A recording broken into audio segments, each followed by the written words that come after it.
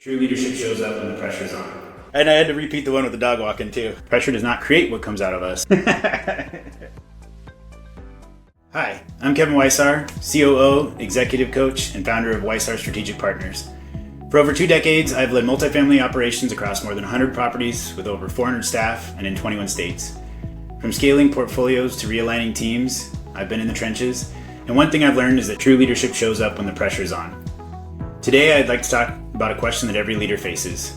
What comes out when you're squeezed? So years ago, Dr. Wayne Dyer had a PBS documentary where he would speak to usually seniors, and it would always be on at the gym. So it was one session that always stuck out with me.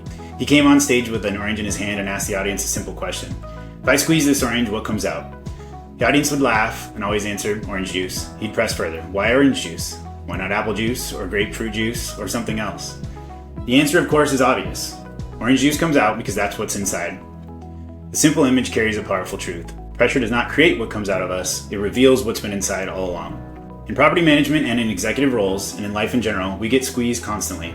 Budgets tighten, deadlines shift, market conditions change, residents call with urgent issues, staff need clarity and encouragement, and the squeeze comes in many forms, and usually without warning.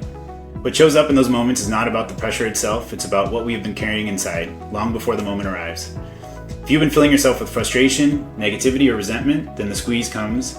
That's what will spill out. If you have been cultivating gratitude, patience, and calm, then those qualities are what emerge when the pressure rises. This is why self-awareness and emotional intelligence are not luxuries for leaders. They're necessities. The tone you carry sets the temperature of your team. Your state becomes their standard.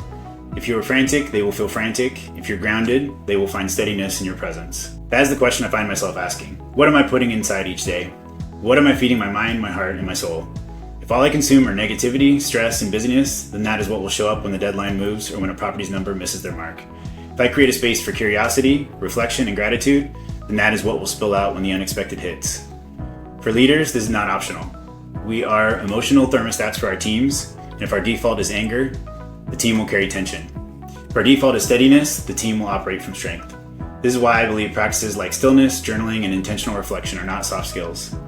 They are operational strategies. They prepare us for the inevitable squeeze.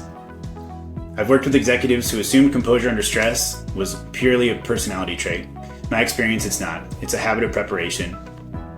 Here are a few practices I've seen transform the way leaders show up when squeezed. Daily reflection. Even 5 minutes of asking, what filled me up today? What drained me? Helps leaders become intentional about what they carry.